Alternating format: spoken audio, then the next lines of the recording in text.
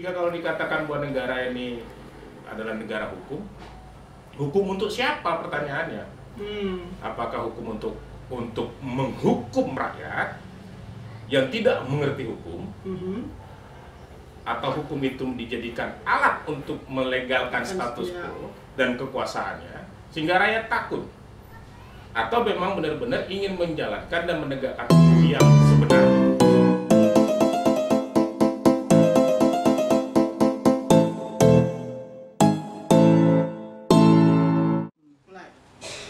Kembali lagi bersama kita di Kata Kita Project di episode kedua kita hari ini ya. Hari ini kita akan membahas mengenai hashtag Novel Baswedan, hashtag Hukum Indonesia Lemah, dan hashtag Nggak Sengaja. Sebelum kita mulai, jangan lupa untuk subscribe di channel kita dan juga klik di tombol notifikasi untuk bisa mendapatkan video kita yang selanjutnya. Oke? Hari ini kita bertemu dengan satu orang yang istimewa ya, seorang pemerhati hukum di Kalimantan Barat bernama Bung Tomo.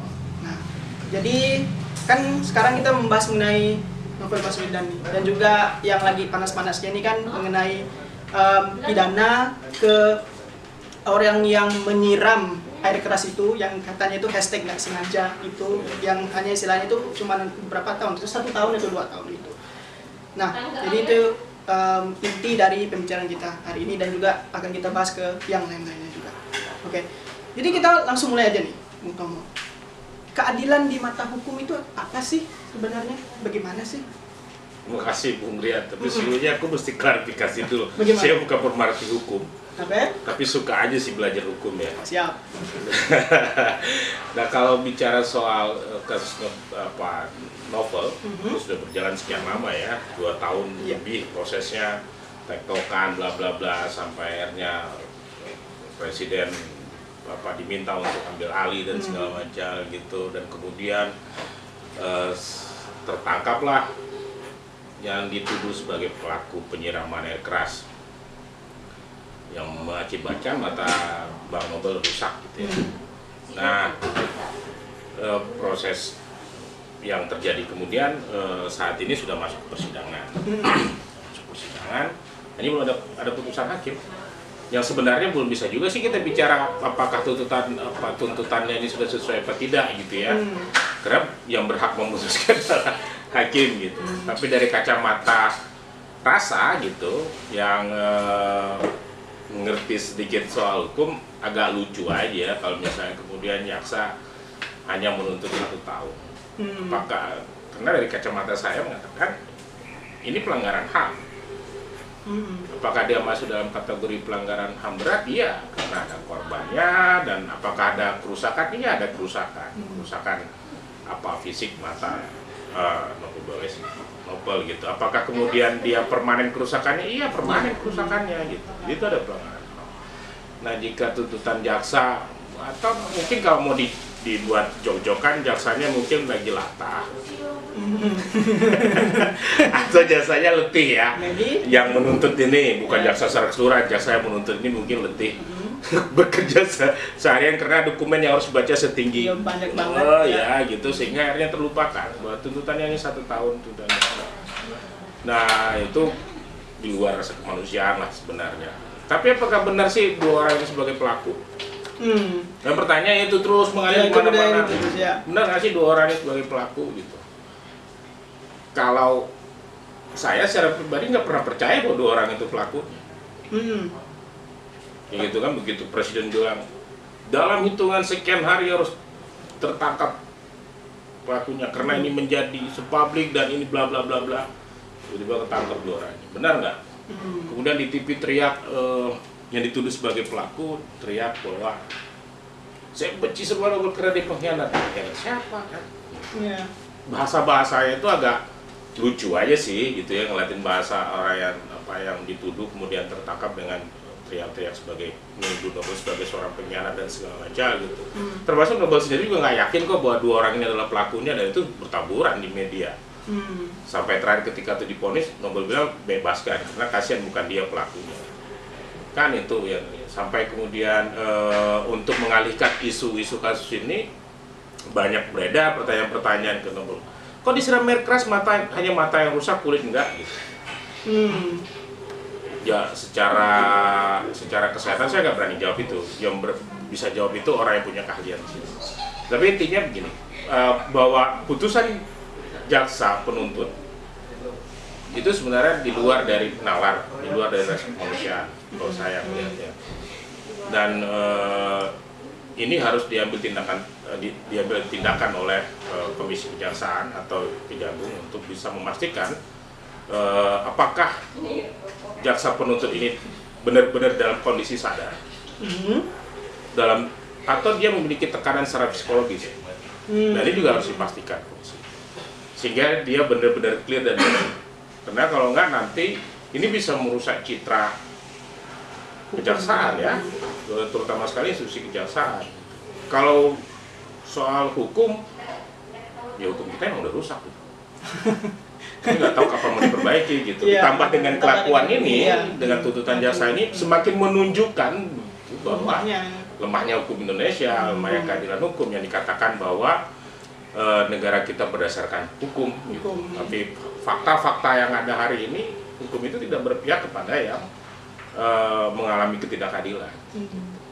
Dan juga istilahnya hukum yang untuk orang-orang kecil juga itu kan, jadi ada sedikit kesimpang siuran juga sih di situ. Jadi misalnya itu ada orang itu yang dia kemarin itu kan kita ada juga beberapa kasus itu tahun-tahun sebelumnya itu kan, jadi mencuri pisang misalnya atau mencuri sendal, nah itu bisa sampai 5 tahun ke atas hukumannya. Lah kok orang yang seperti ini yang udah jelas-jelas sudah tertangkap CCTV dan juga istilahnya sudah jelas itu sudah di premeditated atau sudah di perencanaan, loh kok cuma 1 tahun? Artinya kan ada kesenjangan gitu. Ya kalau ngelihatnya bukan kesenjangan hukum, di dalam hukum nggak ada bahasa kesenjangan ya, tetapi ini bentuk ketidakadilan hukum gitu. Jadi kami selalu bilang beginilah bahasanya, hukum itu sangat tajam di bawah seperti pisau. Dia tajam di bawah begitu, tapi dia tumpul di atas. Jadi bisa jadi orang-orang yang punya kekuasaan, dekat dengan relasi politik, punya sumber-sumber keuangan itu yang kemudian mampu mengendalikan hukum ini. Walaupun dikatakan bahwa hukum itu untuk mengatur kehidupan, tapi perlu diingat bahwa hukum yang lahir di zaman kolonial Belanda yang kemudian masih diadop oleh kita dalam politik hukumnya mengisyaratkan bahwa itu untuk kepentingan penguasa dan kekuasaan. Nah, kalau dicontohkan tadi soal masyarakat yang banyak kasus, ada nenek-nenek yang dituduh mencuri kayu jati, kemudian nenek dituduh curi buah, yaitu harus dihukum sekian bulan, bahkan denda sekian ratus juta begitu. Ya baru-baru inilah misalnya yang di Kalteng kan siapa namanya, Pak James Watt dan kemudian Pak almarhum Hermanus dan teman-teman yang dituduh mencuri buah begitu. Ya itu tanah mereka kok, tapi terus dituduh gitu kan. Kemudian teman-teman yang berdemonstrasi atau aksi anti rasis misalnya, tapi kemudian dituduh makar terhadap kepentingan kekuasaan. Terus mahasiswa yang kemarin demo di Kaltim kemudian ditangkap. Nah, tapi sementara pelaku-pelaku yang memang koruptor ada yang bebas, polis bebas, kemudian pelaku pelanggaran HAM sampai hari ini juga belum disidangkan, bahkan ada tuntutan untuk sudah leh gitu, bahkan kasus yang sudah diserahkan ke kejaksaan oleh Komnas HAM dibalikin lagi dengan Komnas HAM untuk disuruh dilengkapi dan segala macam gitu. Nah, jika kalau dikatakan bahwa negara ini adalah negara hukum, hukum untuk siapa pertanyaannya? Apakah hukum untuk menghukum rakyat yang tidak mengerti hukum, atau hukum itu dijadikan alat untuk melegalkan status quo dan kekuasaannya sehingga rakyat takut, atau memang benar-benar ingin menjalankan dan menegakkan hukum yang sebenarnya? Nah, itu pertanyaan bisa ditanya nanti sama pakar-pakar hukum. Jadi istilahnya itu apakah hukum kita itu memang benar-benar mengikuti keadilan sosial bagi seluruh rakyat Indonesia? Enggak ada hukum kita ngikutin sila ketiga ya. Dari Pancasila itu gitu. Kalau kita mau melihat dari contoh-contoh yang sudah ada kasus demi kasus itu begitu. Itu kan nggak kemudian menunjukkan adanya keadilan atas hukum, adanya keberpihakan pemerintah atas penegakan hukum bagi rakyat yang seharusnya dilindungi. Perlu diingat bahwa negara ini ada karena ada rakyatnya. Rakyatnya kemudian bersepakat untuk membentuk negara ini. Dari kata kesepakatan untuk membentuk negara ini, maka kemudian perlu ada pemerintahan yang dipilih oleh rakyat. Nah, untuk mengatur itu dibuatlah hukum berdasarkan aturan-aturan, yang itu juga berdasarkan apa? Aturan-aturan yang ada di masyarakat. Artinya itu untuk masyarakat, bukan untuk kekuasaan, bukan untuk penguasa, atau bukan untuk orang yang punya relasi politik, punya kekuasaan uang dan segala macam, bukan gitu. Tapi untuk rakyat. Seperti ada adigum yang sangat kusuka ya, jadilah pengayom masyarakat. Kami adalah pengayom masyarakat gitu ya. Itu adigum yang sangat senang sekali saya baca adigum itu, dan sangat suka saya baca adigum itu gitu. Tapi saya nggak tahu prakteknya seperti apa. Tapi semoga prakteknya sama dengan adigum itu ya, kayak gitu. Nah, ini kondisinya gitu.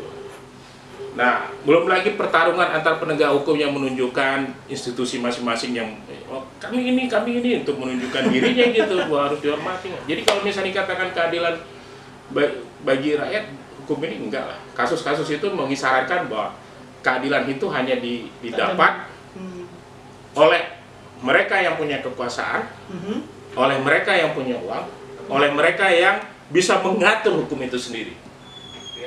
Jadi bukan mengarah ke rakyatnya itu sendiri gitu. Oh, rakyat itu yang harus diadili, harus dipenjara, harus dikatakan salah. Tapi untuk yang orang di atas ini, jangan. Itu bisa mengganggu. Nanti dikasih gitu. Tapi berani nggak negara kemudian atau pemerintah yang diwakili oleh pemerintah menjamin tidak akan terulang kembali kejadian-kejadian yang serupa atau minimal kejadian-kejadian baru yang menjurus pada pelanggaran HAM? Berani nggak pemerintah jamin itu? Sedangkan model kasus kayak ya seperti misalnya Marsina atau Munir, itu kan masih sedikit apa ya, dibayang-bayang lah gitu. Contohnya untuk yang kasus Munir itu kita terlalu fokus dengan Polikarpusnya. Tapi bagaimana dengan yang mastermind-nya ini gitu? Kenapa nggak pernah sih? Dan juga ini kan di kasus ini kita lebih ke dua oknum ini ya, dua oknum polisi ini, dan sepertinya media massa itu terlalu fokus ke situ. Jadi apa sih sebenarnya yang mungkin ingin ditutupi dari sini? Saya sederhana aja, Bung berani nggak ngelawan rektor, Bung? Sekarang saya dosen di tempat Bung, misalnya kalau Bung masih kuliah, kalau enggak gitu. Terus saya diperintahkan sama dosen, sama rektor untuk marah-marah sama Bung, saya tampar segala macam gitu. Terus Bung mau ngelapor nih, ini sebagai contoh, ngelapor ke polisi. Yang dilaporin siapa? Saya kan. Nah, saya harus melindungi si kepala ini. Iya kan? Kenapa? Karena dia asumsi yang ngasih saya uang, ngasih saya pekerjaan, dan ada jaminan A, B, C, D, ikatan sosialnya lah gitu. Iya, kayak gitu. Nah, hanya kan kemudian mereka lihai membangun kontra intelijen. Kalau bahasa saya selalu menyebutnya kontra intelijen. Jadi lihai membangun kontra intelijen dengan narasi-narasi yang seakan-akan bahwa nah inilah pelakunya, contoh Polikarpus, itulah pelakunya gitu. Atau yang ini pelakunya dua orang ini gitu. Nah, padahal yang aktor utamanya ini nggak pernah tersentuh. Apalagi kalau misalnya aktor utamanya ini memang punya pengaruh. Aktor utama ini punya hubungan politik dengan semua orang yang punya kekuasaan segala macam. Pasti alasannya kalau aktor utama ini ditangkap itu akan mengguncang politik Indonesia. Pasti omongnya kan gitu. Padahal nggak juga sih sebenarnya gitu. Nah, ketakutan aja. Nah, tapi ya itu tadi. Itulah hukum Indonesia yang selalu dibungkus dengan kerja politik yang sangat jelek. Jadi kalau hukumnya sudah dibawa ke ruang ranah politik itu jelek. Nah, apalagi kemudian politiknya itu di bawah hukum. Iya, kalau politiknya di bawah hukum, seakan-akan bahwa hukum yang ada ini bukan lahir dari kebijakan politik, padahal hukum ini lahir dari kebijakan politik. Nah, hal-hal ini juga yang mesti diketahui. Jadi kalau ditanya, pasti arah pertanyaannya menurut Bung pasti ada nggak aktornya? Ya saya yakinnya ada aktor di balik pasti. itu, pasti ada punya aktor yang kuat yang nggak mungkin bisa tersentuh. Kan kemarin saya sempat nonton televisi, saya nggak perlu sebutkan programnya, begitu pengacaranya double ada di situ, mantan ketua KPK ada di situ, kemudian ada anggota DPR RI dari fraksi bla bla bla ada di situ, kemudian ada komisi kejaksaan ada di situ. Nah, saya senang pernyataan pengacaranya double. Perlu nggak sih disebut institusi, nggak salah ya. Jadi kenapa si pelaku ini yang dituduh sebagai pelaku ini itu kok ada yang membackup? Nah itu pernyataannya kan begitu. Terasa ada yang membackup. Kan nggak mungkin satu institusi itu berkelahi dengan sesama satu institusi yang kemudian apalagi kemudian satu institusi ini memiliki kekuasaan penuh di situ. Ya nggak mungkin. Makanya aku sepakat apa kata Banop bahwa kemudian bebaskan dua orang itu karena mereka bukan pelaku. Bukan pelaku yang memang misalnya menginisiasi itu. Bang Nobel berkali-kali menyebutkan ada aktor tinggi sebalik itu, ada aktor besar di sebalik itu. Nah kalau misalnya itu runut saja siapa aktor sebalik itu, kan gampang ngerunutnya. Nobel itu dulu kasus mana aja sih yang dihajar sama dia yang bersentuhan dengan institusi A, yang berhubungan dengan elit politik A, politik B, nah yang membuat kerugian orang-orang ini gitu, sehingga orang ini nggak bisa lagi numpuk kekayaan. Kan gampang tuh ngetracknya kan gampang. Oh ini kesini. Lah mereka belajar untuk itu. Jaksa itu belajar untuk itu. Belajar investigasi kayak gitu, itu belajar. Itu pelajaran dasar kok pada saat mereka kuliah. Pelajaran dasar saat mereka diangkat jadi penegak hukum. Pelajaran dasar. Anak SMA juga bisa kok. Tapi sekali lagi kan ketika jaksanya itu memberikan hukuman ke dua orang ini cuma 1 tahun. Ya itu tadi. Itu. Apakah dia istilahnya mungkin khilaf atau gimana itu kita akhirnya nggak tahu kan. Ya jaksa punya pertimbangan sendiri ya. Nah. Tetapi kalau kemudian benarlah dua orang ini pelakunya, jika dikatakan benarlah bahwa dua orang ini terindikasi sebagai pelakunya, maka tuntutan jaksa itu di luar rasa kemanusiaan. Jaksa penuntut yang ditugaskan ya, bukan jaksa seluruh-seluruhan, jaksa penuntut yang ditugaskan. Ganteng nggak orangnya? Gitu. Itu di luar rasa kemanusiaan. Tapi jika tidaklah dia sebagai pelakunya, tapi itu harus dibuktikan juga. Benar nggak sih orangnya sebagai pelaku atau tidak? Gitu. Itu juga harus dibuktikan. Nah seharusnya sebenarnya sebelum dilimpahkan kepada kejaksaan, bagi saya sebelum dilimpahkan kejaksaan, kalau benar-benar ingin membongkar kasus ini, dari dua orang ini kan bisa di-track. Kamu disuruh siapa sih sebenarnya? Kan bisa ditelusuri, diinvestigasi sampai mendalam segala macam gitu. Bisa diinterogasi juga. Oh iya, kan nggak mungkin interogasinya dipukul sama satu institusi kan nggak mungkin. Beda kalau misalnya saya atau Bung diinterogasi, nggak bisa, pasti nggak, mereka bukan itu, mereka sayang jadi pakai pukul dikit gitu. Nah, kan artinya itu bisa ditelusuri. Siapa yang nyuruh kamu? Ada apa sebenarnya? Kalau misalnya alasan dia pengkhianat siapa? Kan bisa dibuka. Nggak mungkin. Sebenarnya kan. Nah ini sebenarnya nih konteksnya sebenarnya. Bisa dibuka kan. Dan penjelasan bahwa ada CCTV yang bisa ngeliatin gitu ya, hitungan 2 hari dia mengintai begitu, terus pengakuan Bang Nobel juga itu ada saksi imam segala macam yang melihat. Kan itu bisa ditelusuri semua. Termasuklah pernyataan tim pencari fakta bahwa ada aktor di sebalik kasusnya Nobel. Itu pernyataan tim pencari fakta. Tapi itu tidak akan secara mudah kan? Maksudnya terpecahkan kasusnya itu nggak mungkin mudah. Mudah. Kalau mereka mau tadi bicara keadilan hukum, keadilan sosial atau keadilan hukum. Kalau misalnya memang mereka mau bicara penegakan hukum yang real dan benar. Tinggal mereka buka, nggak susah kok. Tapi karena ya itu tadi, jadi nggak usah dibuka. Karena bahaya kalau dibuka ini kan gitu. Ini bisa merembet kemana-mana. Sama dengan kasus Munir, kalau dibuka siapa pelakunya ini merembet kemana-mana. Ya gitu. Sama dengan kasus Marsina, kalau dibuka ini merembet kemana-mana. Kalau Bu bisa lihat sejarah bagaimana Kapolri Pak Hugeng misalnya membongkar kasus pemerkosaan di salah satu provinsi di Indonesia ini. Yang lain nggak mau penegak hukum yang lain nggak mau buka. Kenapa? Karena pelakunya ini punya hubungan dengan kekuasaan semua. Dia merasa penegak hukum yang jujur, yang punya integritas, punya kredibilitas, dia harus buka. Dia buka. Bersalah orangnya ditangkap.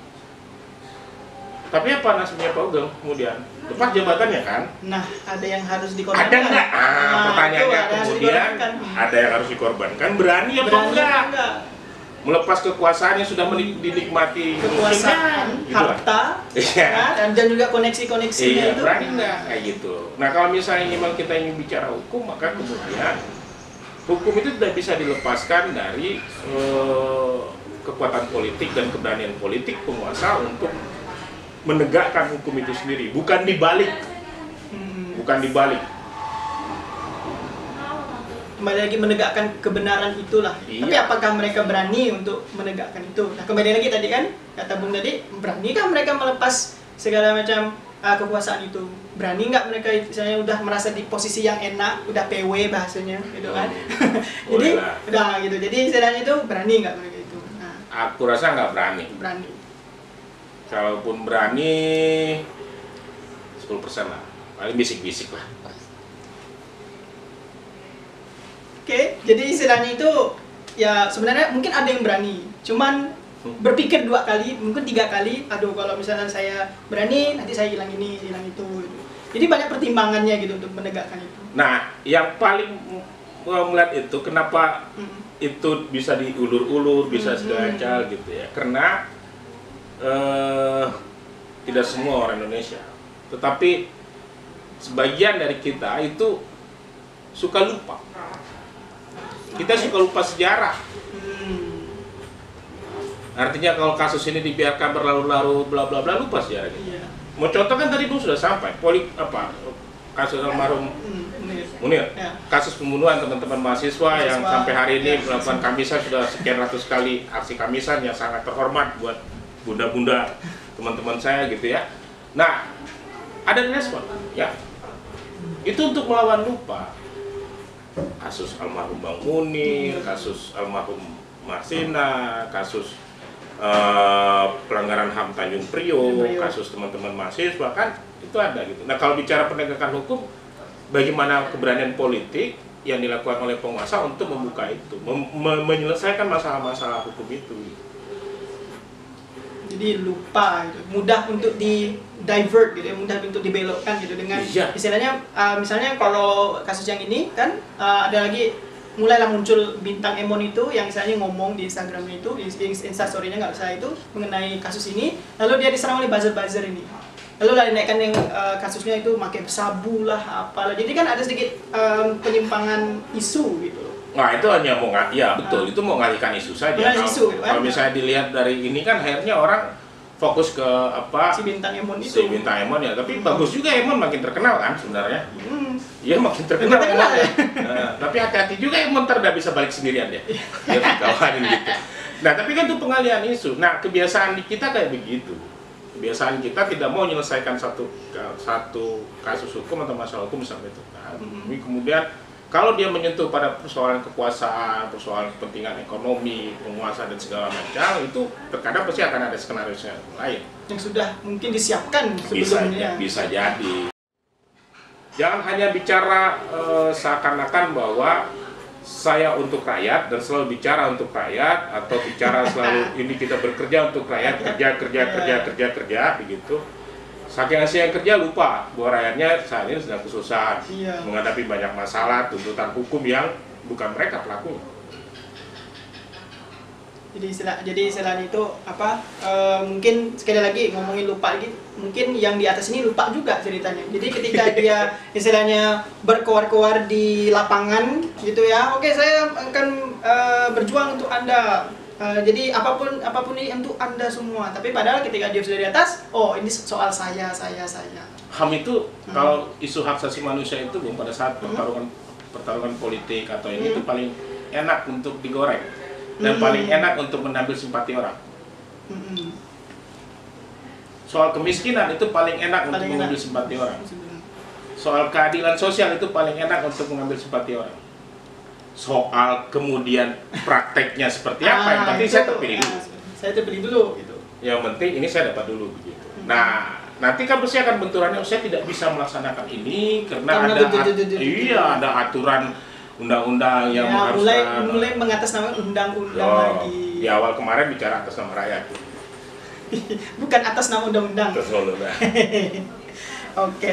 Ya, jadi cukup menarik pembahasan kita ini untuk hari ini ya. Mungkin terakhir nih sebelum kita menutup pembicaraan kita hari ini ya. Pesan dari Bung Tomo ini mengenai kenyataan yang harus kita hadapi ini. Kan kita lihat hukum kita lemah dan itu sudah nyata, sudah sering kali terjadi. Pesannya Bung Tomo untuk viewer kita ini bagaimana sih menghadapi ini gitu? Teman-teman dan kita semua masyarakat Indonesia harus belajar hukum. Harus berani mengatakan tidak jika itu benar dengan alasannya. Yang berikutnya juga harus berani mengatakan salah jika memang benar-benar salah, katakan salah. Jangan ngeyel ya. Jangan ngeyel ya, saya salah. Akui kesalahan itu, dan kita memang sangat susah mencari pemimpin kita atau siapapun yang berani mengakui kesalahannya. Jujur. Dan harus jujur. Nah, paling banyak yang jujur tuh orang kampung dan masyarakat kecil yang paling banyak yang jujur. Nggak penuh retorika, nggak ada bahasa ini itu gitu ya. Masih pure lah. Masih pure, murni jujur. Nah, apa sih susahnya kita menjadi orang Indonesia yang belas kasih, penuh dengan kejujuran, penuh dengan adab, kesopan santunan yang digembar-gemborkan kemana-mana? Apa sih susahnya? Apa sih susahnya kemudian menegakkan hukum yang benar-benar untuk keadilan rakyat gitu, bukan kepentingan kekuasaan, bukan kepentingan penguasa, bukan kepentingan ekonomi semata gitu. Apa sih susahnya? Kalau Indonesia mau maju dalam aspek hukum dan ekonomi, maka keadilan sosial itu harus diwujudkan secara penuh, direalisasikan. Iya, dan itu amanat Undang-Undang Dasar 1945 dan itu tertuang di Pancasila sebagai dasar hukum. Kita. Nah, kalau itu saja dilanggar, ya habis. Bagaimana yang lain? Jadi jangan hanya menjadikan jargon, laksanakan Pancasila, praktekkan Pancasila. Hanya diucapkan begitu, tapi prakteknya itu nggak ada. Hari ini yang benar-benar melaksanakan dan mengamalkan Pancasila itu hanya rakyat. Mau dibuktikan? Gampang buktikannya. COVID hari ini, berapa banyak masyarakat bersolidaritas membantu satu sama lain. Ada dihitung sama pemerintah berapa bantuan masyarakat. Beberapa komunitas, teman-teman jurnalis buat ini, bantu ini, ada. Teman-teman petani bantu logistik, teman-teman buruh segala macam. Rakyat yang mempraktekkan itu gitu. Penguasa gagal. Kemana? Penguasa gagal. Lagi menghitung berapa uang yang akan dikeluarkan untuk ini, itu.